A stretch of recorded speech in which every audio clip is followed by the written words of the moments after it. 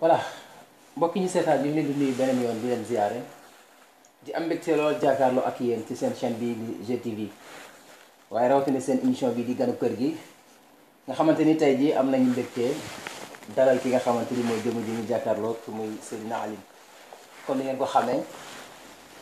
ci benn annonce bi mooy waxtaanu tey bi mooy yoonu ndaw bu ñu ko waxee moo dañoo nekk ci moment boo xamante ni ne dañoo gis ne instant bi nii jot na pour ñu xool nan lañ ci mën a waxtaanee te yaakaar naa ne pour ñu am ci li ñu bëgg faa ñu jël ay ndaw waxtaan ci ak ñoom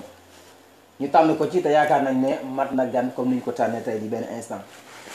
bala ñoo sori dañ koy bàyyi mu nuyoo ak mbokk yi nga xamante ni ñu ngi ñu seetaan de Seydina Alioune ñu ngi lay dalal ci émission bi di la bàyyi nga nuyoo ñi nga xamante ni ñoom ñooy seetaan GTV. asalaamaaleykum wa rahmatullah. auzu billahi min ashaytaani rajim bismillahi rahmaani rahim. man maay Seydina Ali te doomu Saalum laa maa ngi juddoo ba Kër Madiabel fa laa màggee presque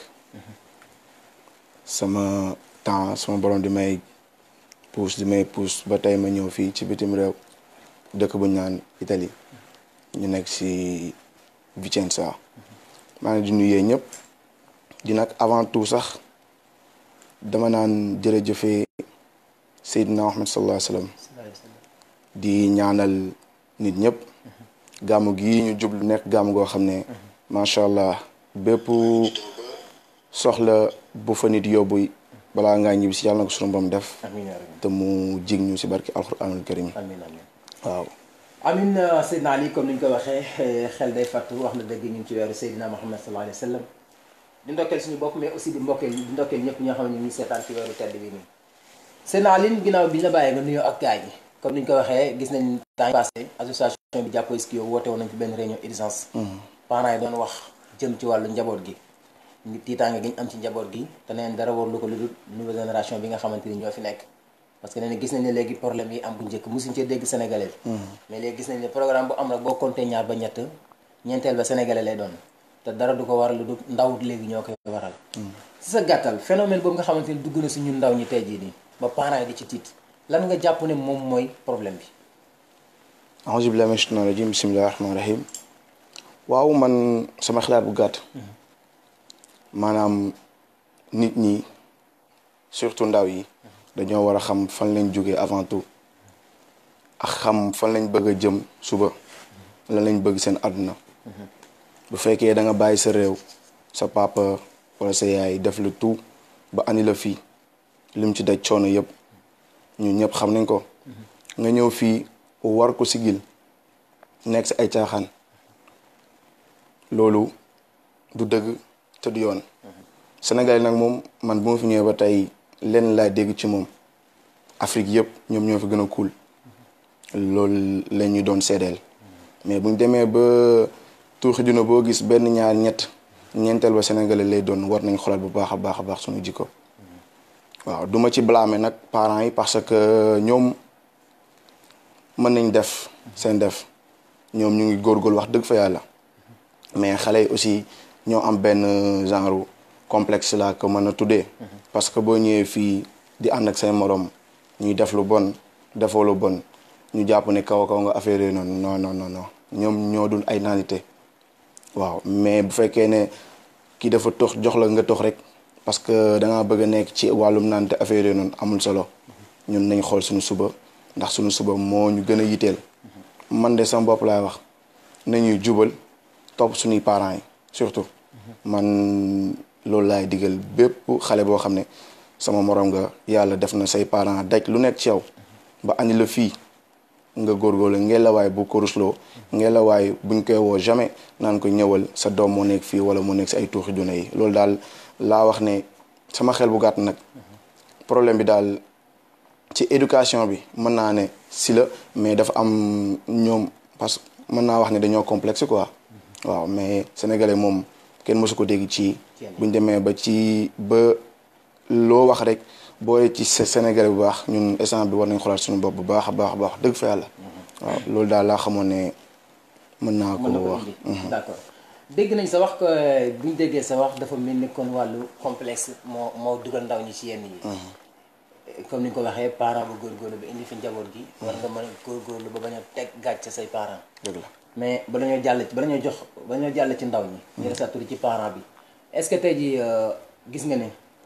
parent bi indi fi xale rek ci dëkk bi doy na est-ce que yaakaaroon indi ko tamit war na mën a taxaloo te aussi nga war a mën a am loo jaayante moom ba xamal ko ne ko maa la fi indi mais c'est responsable maa ko yor même ak noo man ci toll tamit ci samay waaw nga mën a war a may ba nga xamante ne xale bi dina jomm yenn wala du dugg ci yenn yi waaw parents yi aussi am nañ ci benn part de responsabilité bu baax a baax pour man parce que mënoo am doom bu pare def ci moom lépp loo war def ci moom andi ko fii dëgg la réew tubaab dafa am ay loi mais ñun tamit dañoo am suñuy culture xale dafa war a déggal ay parents mais nag bul nangu mukk am sa doom ba pare mu lay yilif pour man problème bi yëpp foofu la parce que dañuy bañ lu naqari seen doom te duñ leen wax dëgg 1 2 3 lu ñu wax paa bi nii paa bi ne wala mère bi nii mère bi ne ñu bañ ku leen mere bàyyi mu sedd mais trop tard dinañ gis lu leen di jooyloo parce que yàlla nañu suñu borom musal nag mais jooyloo say wayjur moom wax dëgg fa yàlla dara jar ko ci àdduna te képp ku jooyloo say wayjur rek bis na ñëw nga tëdd jooy waaw te kenn du la wax masta wala noppil man loolu mooy sama wax bu gàttal. d'accord comme bi nga xamee ne comme ni nga ko waxee wax ji rafet na aussi yaakaar naa ndaw ñi seetaan ñu ngi koy dégg te ñu ngi siy jëriñu aussi. incha allah kon jàpp nañ ne problème bi parents yi même buñ ci amee responsabilité mën nañoo wax ne 2% lay doon lu ci ëpp yëpp ñun la parce que comme ni ko ñoom suñu gan di waxee monsieur Naly mooy complexe moo ñu ci dugal ba yenn saa yi ñu di ko def léegi ñu waxtaan ci lan nga yaakaar ne tey ji kon ndaw li ginnaaw bi ko parents indee teg ko ci yoon. yar ko kii ko. ban tànk la war a mën a jël ak ban yoon la war a mën a jël ba nga xamante ni lépp luy parent am ci moom yaakaar ba tax mu indi ko fii du bokk ci ña nga xamante ni danañ bokk ëllëg fi ñuy tiital parents yi comme ni nga xamante ni noonu la ko parents yi waxee woon keroog ci réunion bi. waaw sama xalaat bu gàtt rek laay waxee. parce que ban tànk lañ war a topp. mooy sunu tànku papa yi. man dama naan yàlla naa dund ba roy sam papa parce que am papa ju baax wax dëgg fa yàlla lu rëy la loolu kese loolu mooy richesse pour man am ay waajur yu la teg ci yoon bi wan na nii la ak nii lépp looy def demal waxtaan si ak ñoom bul nekk wala nga am wala nit ñi xam la lool ba nga mujj foog ne yow instant bi moom mooy loolu lépp looy def rek war nga ci dugg te doo ci waxtaan ak kenn papa yaay avant tout man loolu laay conseiller xale yi yan tànk lañu war a jël mooy nañ tegu ci seen tànku papa rek waaw seen papa lépp lu mu doon def ci lu baax xam nañ ko parce que bu fekkee ne comme ni ma ko waxee sànq dem nañ seen kéemtulaay kàttan anduñu fii kon kooku bëggal loolu bon kon nañ topp rek seen tànk di wéy seen i waaw lépp lu ñu tere ñu bàyyi incha allah ci kaw ci kanam rek la ñuy nekk. incha allah nañ raw ci ni morom incha allah rabbi. macha allah wax bi rafet na comme ni nga ko waxee nee na ñu jël parents yi def na royukaay. parce que bu la yàlla joxe yenn genre waajur yi nga am ko yaakaar naa ne soxlaatul ngay wër di dem di uti feneen ni ay royukaay. wala ngay uti feneen ay idole ba mu lay dugal ci yenn yi. parce que jàpp naa tamit ne phénomène bi bokk na ci instant bii nii comme ni koy gars yi waxee kii mooy sama idole wala diw mooy sa idole bu fekkente ni est-ce que jar na tey ci ki yàlla may parents yu mat sëkk parents xamante ne ñu ngi teg ci yoon yàlla suturaal na leen ba ñu nekk Sénégal kenn mosu leen dégg ci dara bañ ñëwee fii tamit aussi dëkk bi ñu nekk kenn yabu leen kenn mosu leen teg ci kenn mosu leen dégg ci dara est-ce que tey ji nit yoon la nga am kilifa yu mel noonu di leen fi romb naan yaa ngi dem di uti idole ci ku mel ni général mi nga xamante ni taxawaalukat la wala ku ci mel ni Seydina Ali di ko def idole te nga am ay parents yoo xam mën nga leen mën nañ la idole képp ku wëcc say parents rek dem di wut ki nga xam ni danga ko maanaam lu muy def neex na la comme ni nga ko waxee rek wàcc nga sa ànd te wolof Njaay nee na ku wàcc sa ànd rek ànd boo dem fekk fa borom waaw loolu la wolof Njaay wax kun daal si gàttal daal pour man parent mooy lépp yaay ak papa feeg yaa ngi koy am heure boo xëyee boo santul suñu borom gore wo waaw mën nga wut koo xam ne man lenn laa jël teg ko sama kanam te leneen du ko gën a sut mooy yonent bi sallallahu alayhi wa sallam bu te leneen sama àdduna moom ma koy gënal ba ilaa yawmi diin waaw di julli ci moom nag toujours comme ni suñu borom di jullee ci moom te xam ne lii lépp moom la dañ koy sante suñu borom nag di ko sant suñu borom bi mu ñu indilee ku mel ni yonent bi sallallahu alayhi wasallam mu nekk suñu royukaay te ñu si yoonu siraatal mustaqim ba xamal ñu lu baax xamal ñu lu bon kon gëm naa ne instant bi képp ku fi def lu baax xam nga nekk safaam tamit xam nga yoon bi daal ñaar la soit nga topp say parents ñu dugal la ci lu baax wala nga topp seytaane mu dugal la ci lu bon te loolu ku ko def moom incha allah rabbi di nga rëcc bu baax a baax a baax macha allah yaakaar naa ne ku ko def di nga rëcc bu baax a baax mais yaakaar naa ne ñi la tànn rëcc wuñu tax ñu tànn la te yaakaar naa ñi toog di seetaan tamit rëcc wuñu tax ñu sa toog di seetaan parce que ni ma koy faral di waxee booy xool sa jëmm wala say âge mën nañ la jox ne gone nga waaye ni ñuy faral di waxee responsabilité du amul basé wu ci âge wala ci ay mag responsabilité dafa nekk koo xam ne maanaam ci xel la doon te macha allah yàlla jox na la xel boobu ñu la ñaan yàlla na ko yàlla bàyyee ba faaw allah amiin est-ce que tey ji tamit rôle warul mën a am entre nous ñun jeunesse bi par exemple Aliou Ndiaye gis na ne général mi tegul ci yoon mais jeune la comme man xañ na ñàkk tegu ci yoon bi nekkul lu ko gënal nekkul lu ko bëgg mais dafa xamul fan la jaar est-ce que tey ji nekkul rôle bu rafet ñun suñ biir ñun jeunesse bi ñu di ko jàppalante nga gis ne général bi tegul ci yoon nga au général wala nga dem seeti ko te nga bëgg a wax ak moom ci anam boo xamante ni ne dina nekk général dina comprendre li nga waxee maanaam di nga ko dalal laaj ko li mu nekk lan moo tax mu dugg ci bu la waxee ay envie bu tax mu dugg ci nga xool nan nga mën a def pour dimbale ko ci ay taara ko ci boobu génne ko ci est-ce que loolu nekk rôle boo xam ne war nañ ko mën a jouer ci ñun suñu biir dëgg la loolu mën naa ko waxee comme xarit moom lay doon parce que xarit moom boo demee ba waxatoo ko dëgg rek xamal ne nekkatoo xarit waaw te lu ñuy wax ci aaxiru zaman moom la ñu nekk boroom xam-xam ñoo ko wax waaw sama jàng nag soriwul wax dëgg fa yàlla mais maa ngi sant bu baax alhamdulilah rabbil alamin ba am na yu bëree bëri yuñ ci dégg instant bi chaque jour ñu teg ci suñu bët waaw mais daal xarit daal nga nekk ak sa xarit gis ne mi ngi ci yoon bu baax encouragé ko si gis ne nekkul ci yoon bu baax aussi nga wax ko dëgg toog ak moom comme sa frère toog ak moom comme ki nga bokk ak ndey ak baay waaw lépp loo yéene sa bopp rek pour man boo ko yéenee sa morom rek lépp wala ñëpp ci kaw ci kanam rek incha allah rabbi waaw mais bu fekkee ne dafa am benn xarit boo xam ne macha allah dafa doy waar comme man wax du dégg nga tere muy def lu ko neex bis na ñëw mu réccu te récc na fekk jëfees waaw macha allah wax ji rafet na comme ni ñu koy faral di waxee duñu yaakaar naa ne yow mi ngi seetaan réccu ci ñun nga toog di ñu seetaan parce que ñi fiy jot a génne gum yëpp yaakaar naa njëriñ la yaa ngi siy jëriñu lii moo doon suñu yitte ñun ñi nga xamante ni ñun ñëw waa GTV xool li nga xamante ni ne moom la population bi di jaaxle rawatina ñun waa Sénégal ñun nga xamante ay Sénégalais lañu ñu taxaw ci daf ci yitte ba nga xamante ni dinañ si jëriñu ñun ñëpp keroog bi ñu teewee ci réunion bi nga xamante ni moom la parents yi defoon doon wax ci wàllu ndaw ñi biñ fa jógee biñ fa toogee lañ fa toogee wax dëgg yàlla xaw nañu am benn kersa parce que bu ñuy wax lu jëm si wàllu jeunesse nga xam naa ne ñun dañ ciy gis suñu bopp même bu fekkente ni ne yàlla suturaal nañu ba dégguñu ci yenn yi waaye bu ñu déggee kenn koo xamante ni ne jeunesse la comme ñun nekk ci yenn yi rek ñun ñëppay sentir maale si li nga xamante ni moom la nekk parce que kenn ku nekk boo sañoon li ngay gis sa bopp si ngay gis say morom loolu macha allah lu rafet la aussi mais tamit li gars yi wax naan jamono toll fenn fi parents yi dañoo tardé ñoom seen waxu démb lañ nekkee ñun xam nga jamono ji lañ toll jamono ji moo laaj yéen yi moo def nangam est-ce que tey jii ngay wax ak ndaw bëgg ko teg ci yoon bëgg ko jubanti ci yoon mu lay wax yooyu noonu est-ce que tey jii dana jar nga xeexee no garaxaw comme que kii nii la gisee ma bàyyi ko est-ce que warul nekk genre jihaad boo xam ne da nga ko war a def entre yow ak moom bi nga xamante ni moom ngay dimbalee parce que nit ki yenn saa yi di nga ko fekk mu nekk ci point boo xamante ni pour nga jëlee ko fa du yomb waaye est-ce que du jar yenn jaayante yi ñëw Aliou Ndiaye ñëw na ci général ni ko général bàyyi li nga def mooy la non bàyyi ma yow da ngaa tardé ngaaka nga ñëw toog est-ce que nekkul da nga war a continuer dem même bu la général di la xas da la jéppi nekkul loo xamante ni c'est le genre combat boo xamante ni ne comme que parents yi dem nañ ba di si jaaxle ñun ndaw ñu jëloo ko suñu bopp di ko di ci dimbalante ba nga xamante ni ne danañ dem ba parents yi li tiitaan gi ñu amoon si ñoom dañ na est-ce que yaakaar loolu benn jaayante bu ñu war def suñu biir la foofu benn misaal kese laa lay jox yonent bi sallallahu alayhi wasallam bi muy wootee pour ñu ñëpp ñu dugg ci diine gi def nañ ko lu nekk waaw misaal boobu kese laa lay jox képp ku bëgg sa xarit baax wala sa morom baax wala même koo xamul sax mën nga ko gis ci mbedd muy def lu bon nga téye ko yeddu ko wax ak moom ci njëkk ak teraanga waaw kon kuy def lu baax daal wax dëgg fa yàlla bu si découragé ndax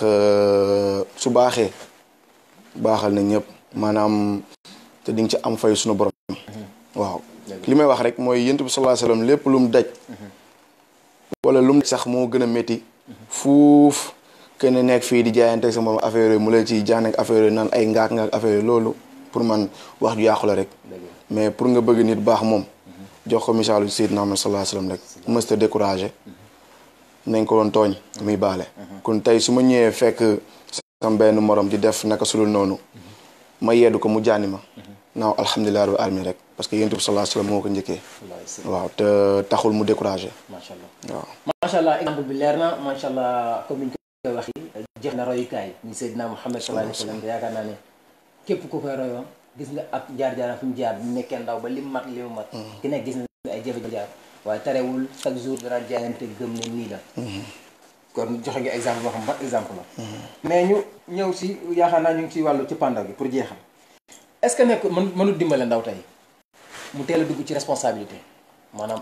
teel a yor soxnaam nga xamante ni bu ko yàlla dimbalee mu teel a am njabootam mën a occuper këram est-ce que loolu tey yaakaar na ndaw lu ko am dina ko mën a dimbale ba nga xamante ni ne du tal sax yéen nii ba di ko xelaat ba di ci dugg est-ce que yaakaar na loolu tamit solution la instant bi waaw ci sama expérience bu gàtt parce que ndaw laa nekkoon ci comme ndaw ñëpp sax moom laay wax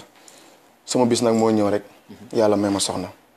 mais bu ko waxoon tamit dans 40 ans tamit wala ne bu waxutoon dinaa am soxna aussi du ma ko am mën naa ko bëgg mais du ma ko am suñu borom nag jàppal na ma ci côté boobu teel naa ko am waaw te lépp lu bëree bari loo doon def te doo ci xalaat wala te doo ci waxtaan ak nit keroog bi nga duggee mën naa wax néew góor non parce que ku dugg foofu rek mën nañ ne instant yu moom wax dëgg fa yàlla waaw yaa ngi ci biir néeg bi waaw te avant di nga doon def doo xalaat wala doo wax ak kenn mais avant ngaa def daal avant nga wax ak kenn sax di nga waxtaan ak sa bopp waaw sa xel dina la yet bu baax a baax a baax a baax baax ba yu bëree bari yoo doon dugg te doo ci waxtaan ak nit wala yu bëree bari yoo doon def te doo ci xalaat yooyu yëpp suñu borom dina la si musal waaw suñu borom nag mooy def lu ko neex mais yàlla ñu suñu borom may xalaat bu rafet waaw ba lépp luñ xalaat rek mu nekk loo xam ne nit ñëpp nañ ko bëgg lépp loo xam ne wax nañ ko rek mu nekk loo xam ne dina dugg ci xolu nit ñi waaw te ñëpp nañ ko dégg ci barke Seydina Mohamed sallallahu alayhi wasallam macha allah wax ji rafet na am na solo aussi tamit exemple yi leer na idée yi conseils yi leer na yaakaar naa ñi ñuy seetaan ak ki ñuy déglu mu ngi siy jëriñu te loolu moo ñu tax a jóg ñun waa GTV mooy lépp loo xamante ni gëm nañ ne njëriñ la rawatina si ñun ñi nga xamante ni ñun ñoo ndaw ñi lañ ci taxaw def ci yitte ba nga xamante ni ne lépp danañ ko am comme ni ñu koy defee léegi ñëw si point bu mujj pour mën a jeexal ndaw mi nekk ndaw joto jaar fu nekk xaw a mos tuuti ci jamonoy démb nekk di dund si jamonoy tey nga xamante ni tiital na parents yu bëri yow mi ci nekk mën na jël exemple ko ci mel ni yow yàlla dimbali la may la doom ñu ñaan yàlla suñu doom jooju yàlla na ko yàlla tàggatal boppam ba lépp loo xamante ni ñu ngi koy ragal ci ndaw yàlla buñ ko ci gis yàlla buñ ko ci dégg ban wareef la war tey ci jeune bi nga xamante ni yàlla teel na ko may bant mu am ko taxawaay bi mu war a taxaw ba nga xamante ni bu ëllëgee ni parents yi tey di jaaxlee si doomam moom du bokk si yooyu si njaboot waaw man ñaari exemple que cela joxe toujours gën si mindeef ak suñuy parents sama papa lépp lu mu def ci man ak sama yaay ba tey ma toog fii ba yàlla may ma li ma may nag te nekkul dama gën nit ñi moo tax mu may ma ko nekkul ne sama xol moo rafet moo tax mu may ma ko moom daal moo xool rek moom moo xam nag lu tax mu may ma ko te yàlla na gën ci man gën ci bépp mindeef waaw damay xaw a barasti ko rek waaw kene sunu bébé boobu ngay wax man waaw ñu tuddee ko Seydina Muhammad sallallahu alayhi wasallam man keroog bu mu juddoo dafa am benn statut bu ma def kontaan lool ne ko lenn laa bëgg nga nekkal ma soo màggee nekkal ma lamp ba fépp fulam nga ñiital ma ko pour nit ñi gis fu ñuy jaar ba kenn du dugg ci paax wala kenn du dëgg ay dégg wala kenn dëgg ay xottu butéel affaire yooyu nekkal ma bale ba lépp loo gis mu tilim nga bale waaw te fonkal ma diine gi ak sunu lislaam sunu diine fonkal ma say waajur surtout sa yaay waaw parce que yaay aussi wax yàlla macha allah waaw macha allah daal amuñ seen fay te duñ ko mës a am lépp luñ def rek nañ xam ne mën nañ wax ne commencé guñ sax nag waaw te buñ doon dund ba sunu dernier jour tamit du tax tamit ñu commencé parce que macha allah daal ay jàmbaar lañ waaw macha allah yal na leen suñu borom yokku yàlla may leen wér amiin yaa rabbi. yàlla yàggal leen fii Amiin, amiin. ba ñuy gis seen i seetaan ci barke Seydina Muhammad sallallahu alayhi wa sallam waaw léegi comme li may wax rek deux exemples yooyu noonu ma génnee si Yonent bi sallallahu alayhi wa sallam damay ñëw si samay parents yar bu ñu def ci man incha allah rabbi ñaan naa sunu borom def lu ko raw ci samay doom Amiin yaa rabbi. sunu borom nag mooy jubal mooy xool ko neex mu jubal ko yàlla na ko jubal ci barke Seydina Mohamed ak bépp jeune bu teel a am bébé teel a am doom yàlla teel a def responsable yàlla na nga def sa wareef nag na nga ko def parce que bu toogee naan ay yàlla baax na yàlla baax na ndax wolof Njaay nee na yàlla yaa na béy sa tool. waaw kon alhamdulilah rabbil alamin lépp lu sama parenté daal ci man daal dinaa jéem a def double bi wala su ma ko mënee yokk lépp lu mën daal naa ko jéem a def samay parents maa ngi jégalu sama doom incha allah rabbi ak bépp jeune bu mel ni man bu teel a am famille yaa na lu suñu borom may xolu muñ surtout aussi ñuy muñ di muñ parce que muñ lu si am solo la waaw di nga gis dara mu neex la suba nga gis dara mun a xari la àdduna bi moo demee noonu tey day neex suba mu naqari tey mu tàng suba mu sedd xam nga macha mais allah daal alhamdulilah rabbil alamin macha allah wax ji rafet na ñuy wax amiin yaa rabbi ci li nga xamante ni moom la ñaan ñu ngi ko koy ñaanal moom tamit ndaw la mais li ñu koy faral di waxee ndaw bu nekk responsable la ndaw la boo xamante ni tamit ndaw buñ jara roy la parce que ndaw bu teelee xam li ko war mu di ko def teel a jël ay exemple ki mel ni Seydina Mohamed na mooy royukaayam jël ay waajuram teg leen ci kanam ne mooy ay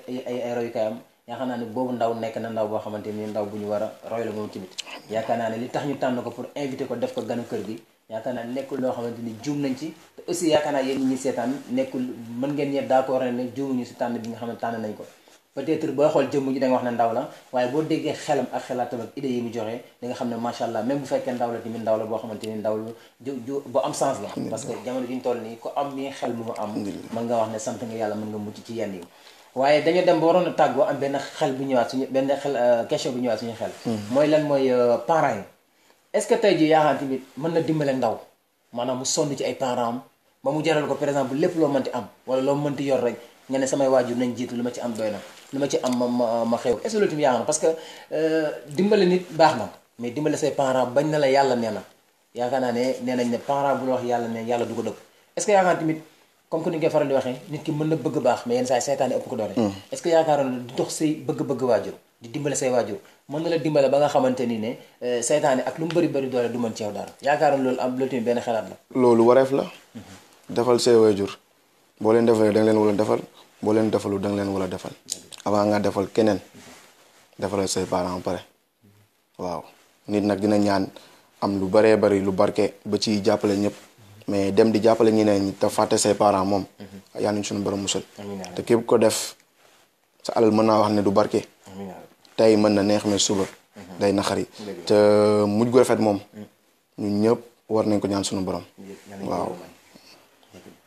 macha allah kon gars yi yegg si nañ fi nga xamante ni fii la ñuy tàggatoo émission baa ngi jeex na comme ni ñu koy faral di waxee nii lañ fas yéene demee ak yéen ñun waa GTV comme ni ñu ko faral di waxee dañoo ñëw juddu fas yéene nekk seen i tànk yéen population bi lépp loo xamante ni ne moom ngeen soxla wala moom ngeen di jooylu wala moom ngeen di jàmmat ñu fexe ba indi ko li tax tey ñu indi thème bi amoon nañ beneen thème bu ñu waroon waxtaan ak beneen invité mais dañ ko mujj fomm parce que xam ne fàttaliku ngeen bi yàggul semaine bi passé oote woon nañ fi benn réunion urgence di wax ci ndaw ñi jaaxle bi ñu am ci moom violation yi bi nga xamante ni léegi foo ko dégg rek dañu fa fekk ndaw ñi te ndaw ñi xamewuñ ci woon ñun ñi nga xamante ay sénégalais lañu parce que dañu daan bàkkee sénégalais mooy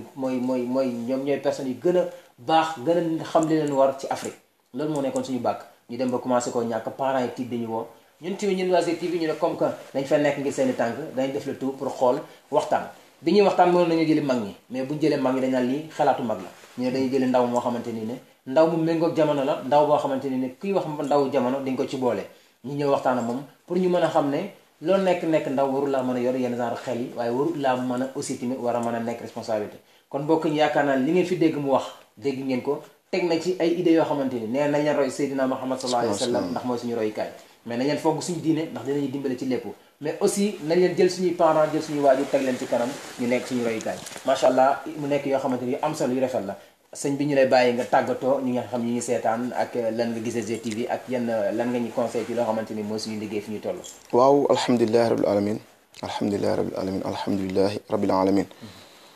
ginnaaw commencé nañ ci bismillahi rahmaani rahim te ñu ngi ci fin bi waaw dañuy wax alhamdulilah rabbil alamin alhamdulilah rabbil alamin sant yàlla bu baax alhamdulilah di wax nag ne lépp lu jub rek suñu borom la lépp lu dëng nag mën na waaw parce que man maay jaam bi nga xam ne mën naa wax ne xaw ma dara mën naa wax ne xaw ma dara aw ma dara mais daal lépp lu jub daal suñu borom la lépp lu dëng aussi man maa dëng rek waaw te nag di kontaan wax dëgg fa yàlla ci invitation bi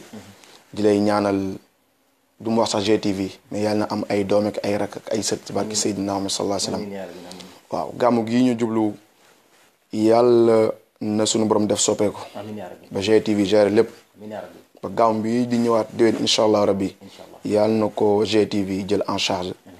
léegi naa ni berndeli lépp sëñ bi lépp yàlla na ko GTV fay ci barki Seydina Muhammad sallallahu alayhi wa sallam di kontaan nag bu baax a baax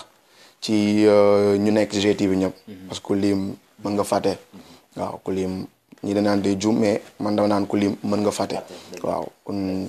ñëpp daal wax dëgg fa yàlla maa leen di remercier di kontaan si ñoom di leen wax ne leen nii la rek waaw ñun ay ndaw lañ te ñaanuñ suñu borom suba ñu nekk ay kilifa yu mag a mag yoo xam ne buñ waxee ñu dégg ñu buñ waxee non gars yi ne non luñ tere daal gars yi bàyyi ko buñ diglee aussi gars yi xam nga def ko te lépp nag yàlla na nekk ci lu suñu borom bëgg waaw lépp loo xam ne ñu ngi koy wax ni naan ko def ko te suñu borom kiiwul ko rek bëggul ko rek yàlla bu suñu wax yegg foofu waaw ci barke Seydina sallallahu alayhi wa sallam macha allah gars ñi kon